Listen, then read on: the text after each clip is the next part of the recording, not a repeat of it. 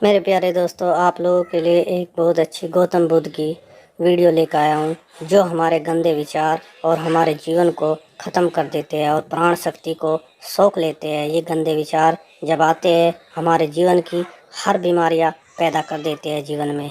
मेरे चैनल को लाइक और सब्सक्राइब और शेयर ज़रूर करें और चलते हैं कहानी की। आत्मज्ञान प्राप्ति के बाद तथागत गौतम बुद्ध अपने परिवार से मिलने के लिए आए हुए थे। तथागत के जीवन की ये एक बहुत अद्भुत घटना है, सबको सुननी चाहिए। जब वो वापस कपिलवस्तु में अपने परिवार से मिलने के लिए आए हुए थे, तो उच्च घरानों के राजकुमारों ने उनकी धर्म देशना सुनी और उनके चेहरे की शांति देखकर वो अभिभूत हो गए। तथागत के वहाँ से जाने के बाद राजकुमारों के मन में भी भिक्षु बनने की इच्छा प्रकट हुई। बहुत से राजकुमार भोग विलास का जीवन जीते जीते परेशान हो चुके थे। उन्हें आंतरिक शांति चाहिए थी, जो उन्हें तथागत के चेहरे पर देखने को मिली थी। इसके पश्चात कुछ राजकुमारों ने आपसी सलाह मशवरा करके भिक्षु बनने की इच्छा प्रकट की। उन सब ने अपने माता पिता से आज्ञा ली और तथागत की खोज में निकल पड़े। उन्होंने सुना था कि तथागत अनुप्रिया नगर में ठहरे हुए हैं, इसीलिए उनकी तलाश में वो अपने राजकीय वाहनों में निकल पड़े। राजकीय वाहन यानी कि घोड़ा बग्गी। जब वो लोग अनुप्रिया नगर के पास पहुँचे तो उन्होंने अपने राजकीय वाहन वहीं पर त्याग दिए और आगे का रास्ता पैदल चलने का निश्चय किया। कुछ दूर चलने के बाद उन 4 राजकुमारों को एहसास हुआ कि उन्होंने राजकीय वस्त्र, कंठमालाएं और अंगूठियां पहन रखी हैं। तो भिक्षु बनने के लिए इन राजकीय वस्त्रों की कोई आवश्यकता नहीं थी, इसीलिए उन्होंने अपने राजकीय वस्त्र, कंठमालाएं और अंगूठियां निकालकर साधारण वस्त्र धारण कर लिए। अपनी अंगूठियां और कंठमालाएं वो किसी निर्धन आदमी को देना चाहते थे, ताकि वो निर्धन आदमी उन्हें बेचकर अपना जीवन बसर कर सके। वहीं पे पास में उन्हें एक नाई की दुकान दिखाई दी। जब वो उस दुकान में पहुंचे तो वहाँ पर उन्हें उपाली नाम का एक युवक मिला। वो युवक बहुत निर्धन था, इसीलिए राजकुमारों ने अपनी कंठमालाएं और अंगूठियां उसे सौंप दी। राजकुमारों ने कहा कि हम तो भिक्षु बनने वाले हैं, इसीलिए हमें इन कंठमालाओं की, इन वस्त्रों की, इन अंगूठियों की अब कोई जरूरत नहीं रह गई है। लेकिन ये सब वस्तुएं तुम्हारी जरूरत की हो सकती हैं। तुम इन्हें बेचकर अपना जीवन आसानी से जी सकते हो। और ये कहकर उन्होंने उपाली से अनुप्रिया नगर का रास्ता पूछा और इसके बाद चारों राजकुमार अनुप्रिया नगर की तरफ चल पड़े। उनके जाने के बाद उपाली के मन में डर बैठ गया। उसे लगने लगा कि ये कंठमालाएं और ये अंगूठियां बहुत कीमती हैं, कहीं कोई इन्हें मुझसे लूट ना ले और लूटपाट में कहीं मेरी जान चली गई तो। और यही सोचकर वो आतंकित हो गया।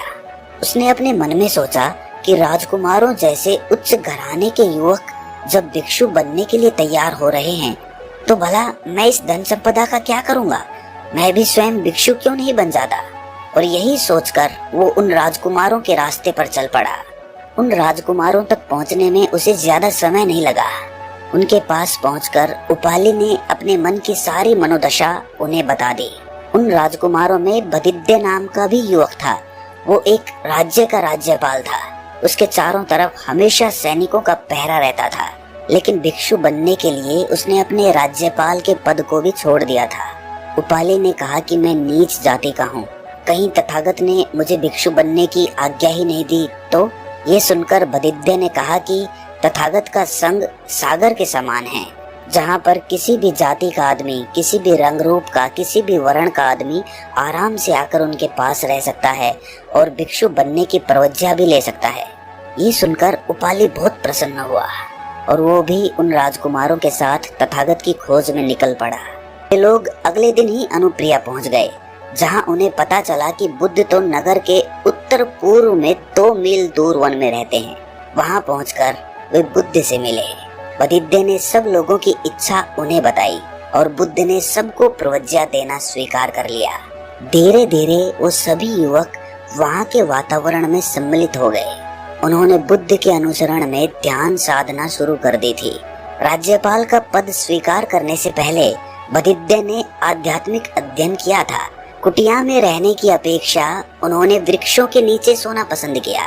एक रात ध्यान साधना करते करते उन्हें इतने आनंद का अनुभव हुआ कि वो चिल्ला चिल्ला कर कहने लगे, आनंद ही आनंद, आनंद ही आनंद। समीप बैठे दूसरे भिक्षुओं ने जब सवेरे बुद्ध को बताया कि रात को साधना करते हुए बधिध्य आनंद ही आनंद चिल्ला रहे थे, इससे प्रतीत होता है कि बधिध्य को यहाँ रहकर प्रतिष्ठा और धन संपदा का अभाव खल रहा है। बुद्ध ने सुनकर केवल सर हिला दिया। दोपहर के भोजन के बाद बुद्ध ने धर्म की देशना शुरू करने से पहले बधिध्य को अपने पास बुलाकर संघ के समक्ष बुलाकर पूछा, कल रात ध्यान साधना करते समय तुम चिल्ला रहे थे, आनंद ही आनंद। बधिध्य ने हाथ जोड़कर स्वीकार किया कि मैं ये शब्द चिल्ला रहा था। बुद्ध ने पूछा कि बता सकते हो क्यों? बधिध्य ने बताया कि जब मैं राज्यपाल था तो मैंने प्रसिद्धि, सत्ता और धन संपन्न जीवन जिया था। जहाँ भी जाता सैनिक मेरी रक्षा के लिए साथ रहते। मेरे महल के चारों तरफ दिन रात पहरा रहता था। तब भी एक पल के लिए भी मैं भय से मुक्त नहीं रहता था। लेकिन यहाँ घने जंगल में मैं कहीं भी आ जा सकता हूँ, बैठकर ध्यान कर सकता हूँ। यहाँ ना मुझे किसी का डर है और ना ही कोई चिंता। इसके विपरीत मैं यहाँ पर सहज, शांत और आनंद अनुभव करता हूँ, जैसा कि पहले कभी अनुभव नहीं किया। गुरुदेव, भिक्षु का जीवन व्यतीत करने में मुझे इतनी महान शांति और संतुष्टि की अनुभूति होती है कि मुझे अब किसी से डर नहीं और ना ही कुछ खोने का डर है। मैं यहाँ किरण की भांति स्वच्छंद विचरता हूँ। कल रात अपनी ध्यान साधना के समय ये तथ्य इतनी स्पष्टता से सामने आया कि मैं चिल्ला उठा, आनंद ही आनंद। इससे यदि आपकी या किसी भिक्षु की साधना में विघ्न पड़ा हो तो कृपया क्षमा कर दीजिए। बुद्ध ने प्रशंसा करते हुए कहा कि बधिध्य, ये तो अद्भुत है। तुमने आत्मसंतोष और ममत्व त्याग की दिशा में बहुत प्रगति की है। तुम्हें जो शांति और आनंद की प्राप्ति हुई है वो देव दुर्लभ है। इसके बाद बुद्ध ने अपनी धर्म देशना शुरू करते हुए सभी भिक्षुओं को बताया कि युवावस्था में ज्यादातर युवक काम वासना के विचारों से बड़े परेशान रहते हैं। इसी कारण वो अपने लक्ष्य पर ध्यान नहीं लगा पाते और साथ के साथ अपनी ध्यान साधना भी ठीक से नहीं कर पाते। काम वासना के ऐसे विचारों के कारण ही मनुष्य हर एक स्त्री को कामुक दृष्टि से देखता है, जिससे उसकी स्वयं की दृष्टि भ्रमित हो जाती है। और अगर इन काम वासना के विचारों को ठीक से समझाना जाए, कोई उपाय ना किया जाए, तो ये मनुष्य की प्राण शक्ति चूसकर उसे शक्तिहीन बना देते हैं।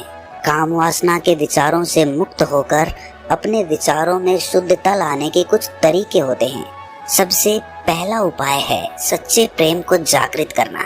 जरा सोचिए कि किसी सुंदर स्त्री को देखकर ही काम वासना के विचार क्यों जागृत होते हैं। सुंदरता तो फूलों में भी होती है, प्रकृति में भी होती है, पेड़ों में, पक्षियों में भी होती है, लेकिन उन्हें देखकर काम वासना जागृत नहीं होती। लेकिन जब सुंदर स्त्री को देखते हैं, किसी की सुंदर काया, किसी के सुंदर चेहरे को देखते हैं, तो फिर काम वासना के विचार क्यों जागृत होते हैं? इसके पीछे यही कारण है कि प्रकृति को हम निर्मल दृष्टि से देखते हैं, सच्चे प्रेम के भाव से देखते हैं। लेकिन जब किसी स्त्री को काम वासना के भाव से देखते हैं तो वहाँ पर निर्मल प्रेम नहीं होता है। अपने मन में निर्मलता पैदा करने का अभ्यास करो। याद रखना कि सुंदरता काम वासना का कारण नहीं होती है। काम वासना का कारण हमारे खुद के विचार होते हैं। इसीलिए जितने स्पष्ट, जितने साफ और जितने निर्मल विचार होंगे, उतनी ही काम वासना की उत्पत्ति खत्म हो जाएगी। सबसे पहले हमारे मन में काम वासना के विचार जगते हैं, उसके बाद काम वासना का भाव पैदा होता है और उस भाव के पैदा होने के बाद ही हम काम वासना की क्रिया में जाते हैं। इसीलिए सबसे पहले जब भी कभी काम वासना के विचार उठते हैं तो उन विचारों को देखना शुरू कर दो। देखते देखते काम वासना के विचार अपने आप मिट जाते हैं और वो विचार भाव नहीं बन पाते। बस इतना होश रखना है कि जब भी काम वासना के विचार पैदा हों, उन विचारों को देखना शुरू कर दो। इसके लिए होश चाहिए, ध्यान चाहिए। इसीलिए ध्यान साधना करने से होश प्रकट होता है और जब होश प्रकट होगा तब आप अपने विचारों को भली भांति देख पाएंगे। ये तो एक उपाय हो गया कि अपने विचारों को देखना और फिर उन विचारों को निर्मल करते चले जाना, जिससे हमारी दृष्टि भ्रमित ना हो। दूसरा उपाय होता है गलत संगत से छुटकारा। ज्यादातर काम वासना के विचार तभी पैदा होते हैं जब हमारे कानों में दूसरों की काम वासना से भरी हुई बातें आती हैं और वो बातें संगति के द्वारा हमारे अंदर प्रवेश करती हैं। इसीलिए अगर आपकी संगत में काम वासना की ज्यादा बातें होती हैं तो आपके मन में उतनी ही ज्यादा काम वासना के विचार उठेंगे। इसीलिए अपनी संगति का बहुत ध्यान पूर्वक उपयोग करना, ऐसी संगत से परहेज करना जहाँ पर ज्यादातर काम वासना की ही बातें होती हों। जहाँ से भी हमारे कानों में काम वासना की बातें आती हैं वहाँ से दूरी बनाना शुरू कर दो। तीसरा उपाय खान पान से संबंध रखता है। जैसा खाए अन्न वैसा हो जाए मन। इसीलिए उसी प्रकार का भोजन करो जिससे काम वासना पैदा न होती हो।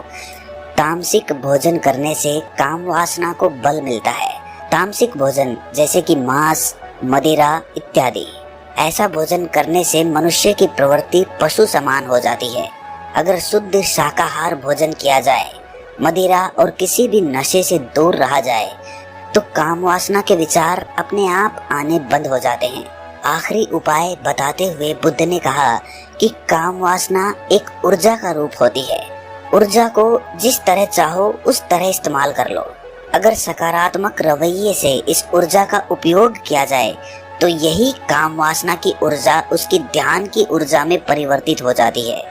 जिस प्रकार अग्नि मनुष्य को जला भी सकती है और उसके हाथ भी सेंक सकती है या रोटी भी बना सकती है, वो हम पर निर्भर करता है कि उस अग्नि का इस्तेमाल हम किस तरह से करते हैं। अगर हम काम वासना रूपी ऊर्जा का इस्तेमाल सही तरह से नहीं करेंगे तो वही ऊर्जा हमारी बर्बादी का कारण हो सकती है।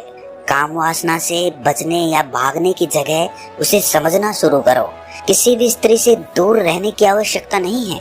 सुंदर स्त्रियों को छूने से या उनसे बातें करने से काम वासना बढ़ती नहीं है। सुंदर स्त्रियों से बात करने से, उन्हें छूने से अगर काम वासना जाग जाती है तो फिर तुम अपनी ऊर्जा का इस्तेमाल सही तरह से नहीं कर रहे हो। इसीलिए स्त्रियों से दूर रहने से काम वासना नहीं मिटेगी, बल्कि जब तुम उनके पास होते हो, उनसे बात करते हो, उनको छूते हो, तब भी तुम्हारे अंदर अगर काम वासना के विचार नहीं उठ रहे, तभी समझना कि तुमने अपनी काम वासना पर विजय हासिल कर ली। और वही असली ब्रह्मचर्य का मतलब होता है। सुंदर स्त्रियों से दूर हो जाना, उनसे बातें ना करना, उनकी तरफ देखना तक नहीं, इस तरह से ब्रह्मचर्य का पालन नहीं हो सकता है। असली ब्रह्मचर्य वही है कि कोई भी स्त्री आपके अंदर काम वासना पैदा ही ना कर सके। आपकी इंद्रियां आपके वश में हैं, आप इंद्रियों के वश में नहीं हो। जब आपको इस बात की अनुभूति होती है, जब इंद्रियां आपके वश में आती हैं, तब आपको पता चलता है कि काम वासना आपकी मुट्ठी में होती है। आप खुद अपनी मुट्ठी खोलकर अपनी काम वासना को बाहर जाने का रास्ता देते हो। इसके बाद बुद्ध ने सभी शिष्यों को ध्यान साधना के कुछ नियम बताए और उसके बाद वहां से प्रस्थान कर गए। तो दोस्तों, कैसी लगी बुद्ध के जीवन की ये घटना आपको कमेंट सेक्शन में जरूर बताना, और अच्छी लगी हो तो इस चैनल को सब्सक्राइब करके नोटिफिकेशन बेल को जरूर प्रेस कर देना। तो मिलते हैं अगली कहानी में, तब तक के लिए अपना ख्याल रखें।